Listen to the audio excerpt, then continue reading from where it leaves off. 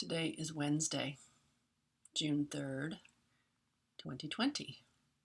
It happens to be my father's 80th birthday, and it also is now 2 days after I made my last video conversation recording, which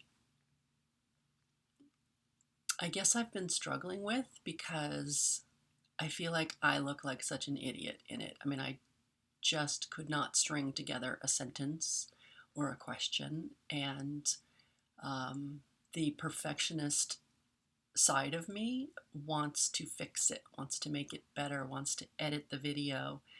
And yet I've been calling these conversations raw, uncut, and unfiltered. And I'm really stuck in the middle about what to do because this was such a great conversation, and not because of anything I contributed to it, that's for sure. So it occurred to me that the conversation itself was very shifting and healing for me. And we collectively, we Americans, I guess I would say, have come off of an incredibly hard week and weekend. This was the weekend that the rioting started. Cities are on fire. Minneapolis was on fire. Other cities, there are, protests, looting, violence, all kinds of crazy is happening out there. And I was having a really hard time processing that, or just finding myself in that. And I don't mean in the sense that this is about me. It's not at all. I guess I was feeling ungrounded, untethered, bounced around, listening to one news story, reading another, getting caught up in Facebook and social media and threads and posts. And I wasn't feeling angry, but I was feeling, I was feeling angry and not grounded. And I didn't know where to go with that. My conversation with Sue Morter had been scheduled for 2 weeks, 3 weeks. And it's funny, I almost had this feeling like I needed to cancel, like I wasn't grounded enough to have the conversation. And you'll see in it, I'm terrible. I'm embarrassed how terrible it was. And that's okay because she was super grounded, and that's just her. That's how she is. But something happened that day, that Monday. She was teaching free body awake yoga, which she's doing. Well, it started 2 days a week or 3 days a week, and now I think it's 4 or 5 days a week. And it's just there, and it's free, and you can go to freebodyawakeyoga.com and find it for yourself, and you register, and then you have access to all of the classes that she has taught.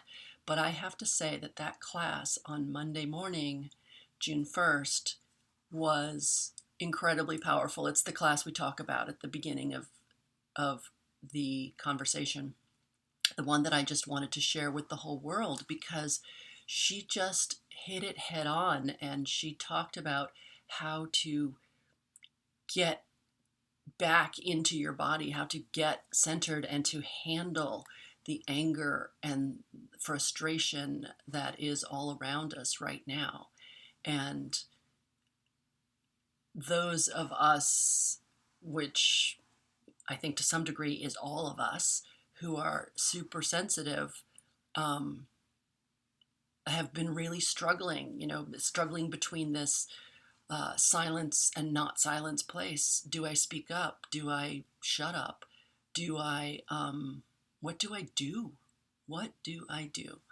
Um, and how and from where? And this hour-long conversation with Sue Morter really shifted something for me, and I felt like the conversation itself, and maybe just being in her energy, whatever, um, like brought pieces of me that were all over and brought them like back into a center place that really helped me get clear on my come from. We talk about that at the end. We talk about it in terms of photography. We talk about money. We talk about the whole world right now. What's happening, and why, and what to do about it. And because you can't meet anger with anger and make a difference. You have to meet anger with something else to make a difference. And I got a lot out of this conversation. I hope other people do too. I'm sorry I wasn't just better. um, and I don't know. I don't know if maybe I can get Alex to help me and edit a little bit.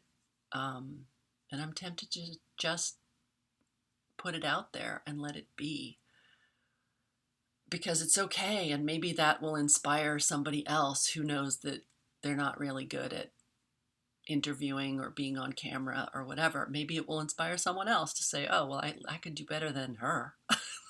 That's for sure. And that would be actually kind of great. Um, anyway, I really appreciated this hour conversation. And the next day, I actually felt good about going to a local protest. It was a protest. It was called Justice for George Floyd, but it was about more than that. And um, I don't know exactly what I expected. I didn't expect too many people to show up, because I thought this is the Hamptons and it can be kind of apathetic. And apparently I'm not the only person who thought that, because the thing that most of my friends that I ran into noticed was how many people were there. That's not normal out here. I mean, I'm 53 years old, and I really had never been to a protest. It's not my thing. I don't do protests. I'm not an activist. I don't uh, stand up and shout about anything. Maybe that's fear. I think I really, in my heart, I just always felt like that's not useful. That's not useful. It's like thinking your vote doesn't matter. And I've thought that in my life as well, that my vote doesn't matter, that my voice doesn't matter.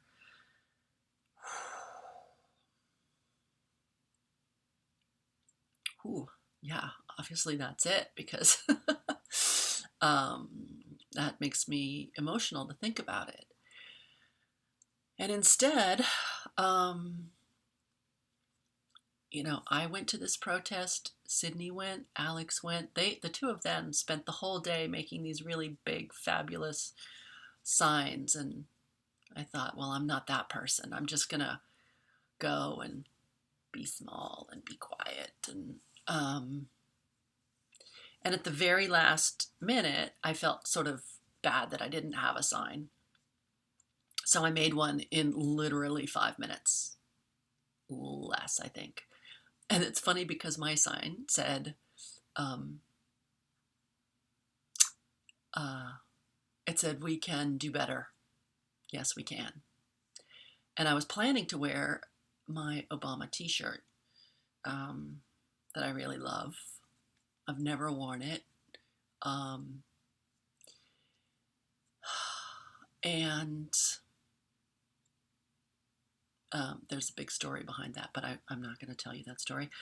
Anyway, I was planning to wear that t-shirt, and Sydney said, I think it's not a good idea. It could be dangerous. There could be, violence, and we should stay at the edge. We were talking about how to stay safe at this protest, but I'm sorry, this was the safest protest on the whole planet. It was um, really beautiful, hundreds and hundreds and hundreds. Hopefully, I don't know if it was thousands. I can't count people in a crowd, but it was a lot of people who showed up of every age. I mean, I saw an old white man with a walker, like a rolling walker, and I saw a young black man in a wheelchair, and little children. I took a picture of these adorable little girls. They practically looked Swedish with super blonde hair, and their t-shirts said "Love First," and their signs said "Black Lives Matter." And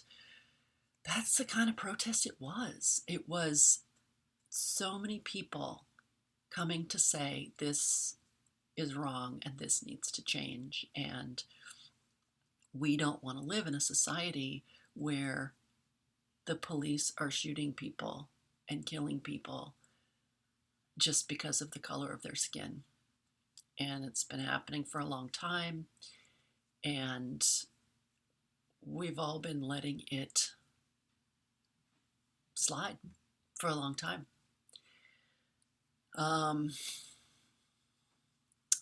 don't know. I don't want to go on too long here because I don't know. Maybe I want to attach this video to my conversation with Dr. Sue. But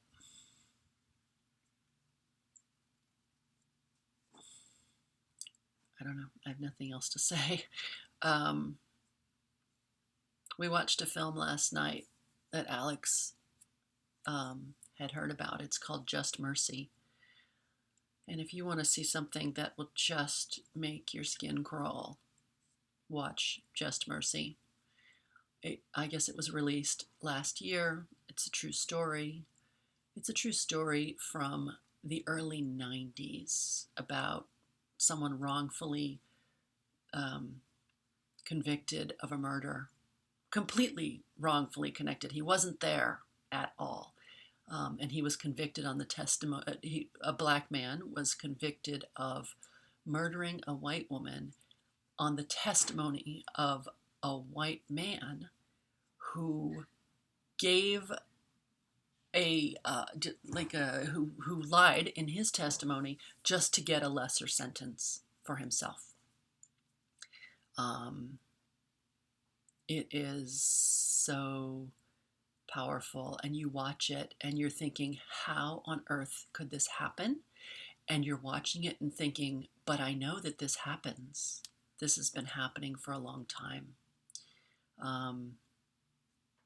The main character of the movie works for, I should know the name of the organization. I want to say it was called the Equal Justice Initiative. I'm just going to send them money today. I feel like I want to send them a portion of my income for the rest of my life, because Equal Justice Initiative, that's all anyone wants is equal justice. And it's not been happening for a very long time. So I hope you will watch my conversation with Sue Morter. She's great. She's great. She has a lot to say and says it beautifully, and just ignore the parts where I speak at all. I was definitely having a very scattered off day with no focus, no thread, no ability to speak a complete sentence. And It is what it is. We all have days like that, right? I guess better to show up imperfectly than not to show up at all. That's my big takeaway.